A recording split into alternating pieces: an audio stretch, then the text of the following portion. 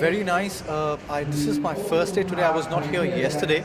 And essentially, it's been nice speaking to various people who are connected with the food industry, looking at various products, sampling a few of them, and just interacting with the fraternity. It's a nice feeling. Well, I saw a lot of foreign purveyors, foreign suppliers, both in terms of meat products, olive oil, and consumer products as well. So that was the first thing which was really striking. Secondly, there's a lot of ready-to-eat food which is available in packets which are nice and attractive, which we can use in hotels, in stuff like mini bars and etc. So that was the second thing. Thirdly was the various speaker forums, wherein topics from consumer demands to consumer trends to Dubai, etc. were discussed, which was very nice for me personally. The fourth thing was all the learning which was involved in this. For example, the FSSAI. We had a seminar regarding that as well. So that was again a learning for me on a personal thing. And the last and not the least is the organization of the whole event.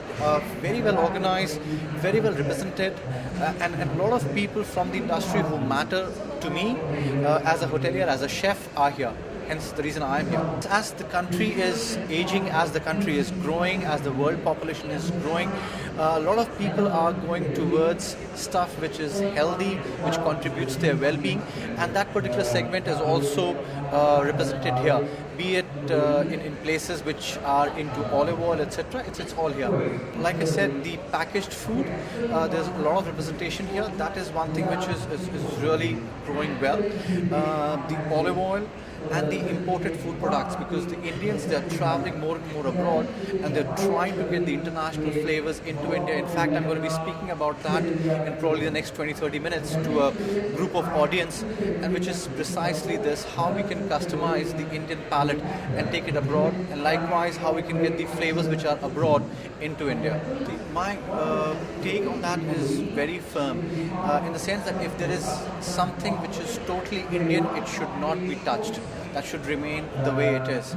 I mean, there's no point in doing a dal makhni with a chipotle butter, for example. A dal makhni is done with a home churned butter, and that's the way it should be done. However, if you want to have a chipotle butter rubbed over a piece of grilled corn over charcoal, let's do it, but then that should be authentically Mexican. I do not believe in mixing things up personally.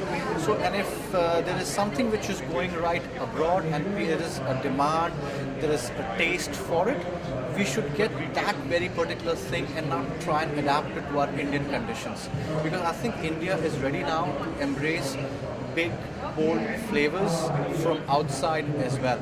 For example, if an Indian wants a pizza, he's looking at a classical margherita. Yes, you might argue that a chicken tikka pizza also sells, but then, somewhere down the line, an Indian would want a chicken tikka as a chicken tikka and a margherita pizza as a margherita pizza. And we should facilitate that.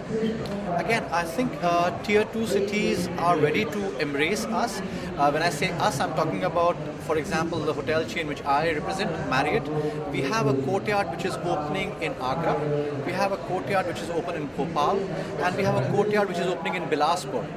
So, I mean, these are the cities, if they are ready for an international brand like Marriott, I'm sure they are ready for a food revolution that we might foresee in this city in the very near future.